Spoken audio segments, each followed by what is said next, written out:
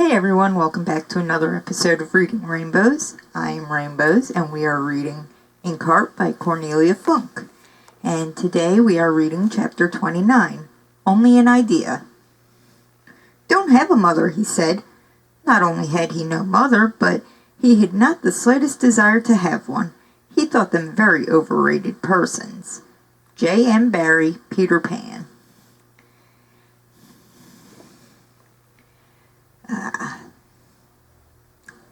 Had a thought and then it flew away. The apartment that Fenoglio rented to tourists was only 2 streets away from his own house. It had 2 rooms plus a tiny bathroom and kitchen. Since it was on the ground floor, it was rather dark, and the beds creaked when you lay down in them. All the same, Meggie slept well, or anyway, better than on Capricorn stamped straw or in the hovel with the ruined roof. And yeah, I like how they sort of classify that. Meggie slept well, or well, she slept better than, in these other really crappy places. Yeah, I mean, after you've slept in some horrible places, you do feel like you're sleeping well when you're in a proper bed somewhere, even if you're not really sleeping all that well. It's just that you're sleeping better. Most slept only fitfully. Meggie was woken twice on that first night by tomcats fighting out in the street, and both times she saw him lying there with his eyes open, arms folded behind his head, looking at the dark window. He got up very early in the next morning, and went to buy food for breakfast in the little shop at the end of the street. The rolls were fresh and warm, and Meggie really did almost feel as if they were on vacation when Mo and she drove to the nearest town of any size to buy the basic tools of his trade: brushes, knives, fabric, stout cardboard, and truly gigantic ice creams, which they ate together in a cafe by the sea. Can't forget the ice creams, those were the most important part of it. Meggie still had the taste of the ice cream in her mouth as they knocked on the door of Fenoglio's house. The old man and Mo drank another cup of coffee in his green kitchen before he took Mo and Meggie up to the attic where he kept his books. "I don't believe it," said Mo, outraged, standing in front of Fenoglio's dusty bookshelves. "They should all be seized on the spot. When did you last come up here? I could scrape the dust off their pages with a trowel."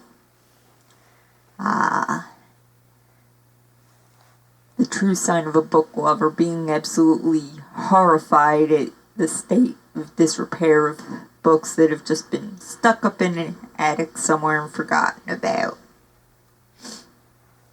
"I had to put them up here," said Fenoglio defensively, signs of a guilty conscience lurking amongst his wrinkles. "I was getting so short of space downstairs with all those shelves, and anyway, my grandchildren were always pulling them around." "They could hardly have done as much damage as the damp and dirt up here," said Mo. Fenoglio went downstairs again, looking crestfallen. "You poor child. Is your father always so strict?" he asked Meggie as they climbed down the steep staircase. "Only about books," she said. Which, if you ask me, isn't so bad. I mean, yes, there's times for being strict and all, but there's being strict and then there's being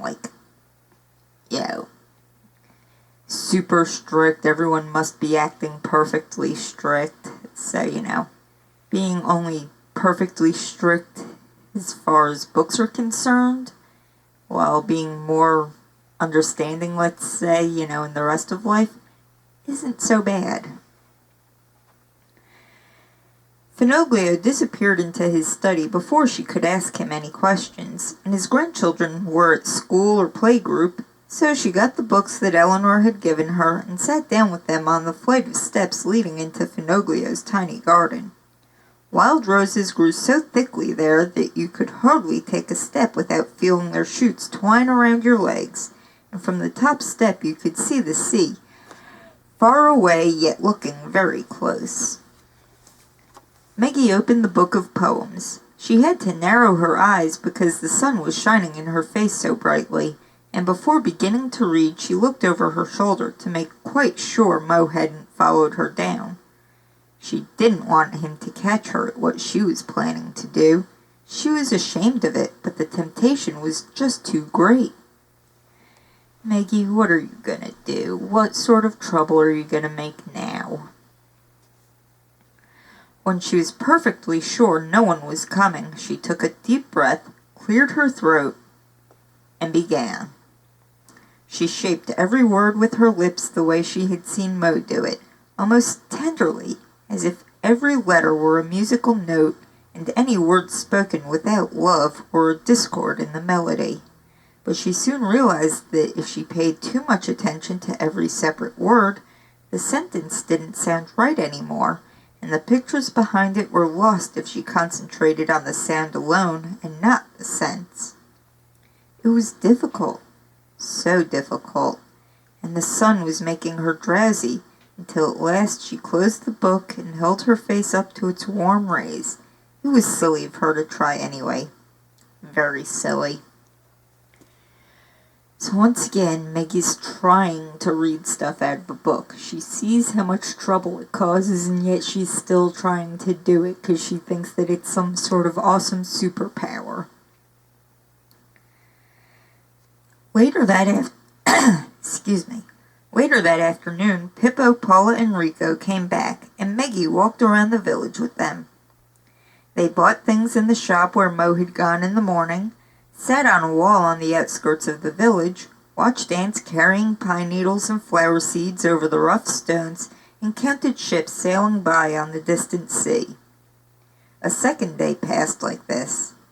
Now and then Meggie wondered where Dustfinger could be, and whether Farood was still with him, how Eleanor was, and if she was beginning to wonder where they were. There was no answer to any of these questions, and Meggie didn't find out what Fenoglio was doing behind his study door either. "Chewing his pencil," Paula told her when she had managed to hide under her grandfather's desk. "Just chewing the end of his pencil and walking up and down." "Mo, when are we going to Eleanor's house?" Meggie asked on their second night, when she sensed that yet again he couldn't sleep. She perched on the edge of his bed. The bed creaked just like hers. "Soon," he said. "Go to sleep again now, okay?" "Do you miss her? My mother, I mean." Meggie herself didn't know why she asked that question out of the blue. All of a sudden it was there on the tip of her tongue and had to be spoken aloud. On the one hand, you've got, how this is, sort of cute, the impulsiveness of children and all that, but on the other hand, Meggie's old enough to not give in to that impulsiveness so much. She knows how much this sort of question would hurt Mo, and she really shouldn't have asked it. It was a long time before Mo answered. "Sometimes," he said at last. "In the morning, at midday, in the evening, at night, almost all the time." Meggie felt jealousy digging its little claws into her heart. She knew that feeling. She felt it every time Mo had a new girlfriend. But how could she be jealous of her own mother? "Tell me about her," she said quietly. "I don't mean the made-up stories you used to tell." She used to search her books for a suitable mother, but there were hardly any mothers in her favorite stories. Tom Sawyer? No mother. Huck Finn? Ditto. Peter Pan and the Lost Boys? Not a mother in sight. Jim Button was motherless too, and all you found in fairy tales were wicked stepmothers, heartless, jealous stepmothers. The list could go on forever. That had often comforted Meggie in the past. Didn't seem particularly unusual not to have a mother, or at least not in the books she liked best. The age-old issue of motherless child looking to books, for comfort. Well, if only I could find one in a book. And then when you can't find a suitable mother in a book, well, see, I'm not so alone. All these other characters don't have mothers, and they're perfectly fine. Not like I'd really say that Tom Sawyer and Huck Finn are perfect. perfectly fine, or that Peter Pan and the Lost Boys are perfectly fine. I mean, in a way, they did sort of end up getting a mother in Wendy. You know, that's why Peter Pan went and got Wendy, so that they could have a mother.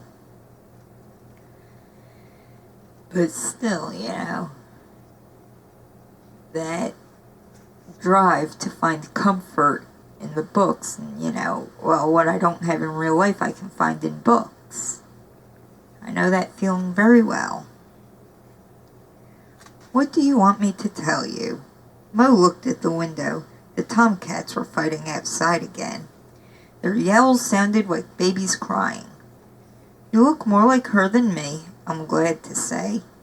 She laughs like you, and she chews a strand of her hair while she's reading exactly the way you do. She's nearsighted, but too vain to wear glasses. I can understand that. Meggie sat down beside him. His arm hardly hurt him now. The bite from Basta's dog had almost healed, but there would always be a scar, pale as the scar Basta's knife had left 9 years ago. What do you mean? I like glasses, said Mo. I don't. Go on. She loves stones, flat, smooth stones that fit comfortably into the hand. She always has 1 or 2 of them in her pocket, and she weights down books with them, especially paperbacks. She doesn't like the covers to stick up in the air, but you are always taking the stones away and rolling them over the wooden floor. And then she was cross. Oh, I don't know. She tickled your fat little neck until you let go of the stones. Mo turned around to look at her. Do you really not miss her, Meggie? I don't know. Well, only if I'm feeling angry with you. So about a dozen times a day, then? Don't be so silly. Meggie dug her elbow into his ribs. They both listened for any sounds in the night. The window was open just a crack, and it was quiet outside. The tomcats had fallen silent, probably licking their wounds. For a moment, Meggie thought she could hear the sea breaking in the distance, but perhaps it was only the traffic on the nearby highway. Where do you think Dustfinger has gone? The darkness enveloped them like a soft cloth. I'll miss this warmth, she thought. I really will. I don't know, said Mo. His voice sounded absent. A long way off, I hope, but I'm not sure. Nor was Meggie. Do you think that boy's still with him? Farid. She liked his name. I expect so. He was running after Dustfinger like a dog.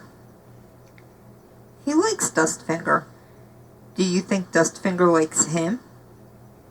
Mo shrugged his shoulders. I don't know who or what Dustfinger likes. Meggie rested her head against his chest, the way she always used to at home when he was telling her a story. He still wants the book, doesn't he? She whispered. Basta will make mincemeat of him if he catches him. He must have gotten a new knife by now. Someone was coming along the narrow alley. A door opened and was closed again. A dog barked. If it wasn't for you, said Mo, I'd go back too. And that is the end of that chapter. I thank you for joining me, and I hope you will join me next time.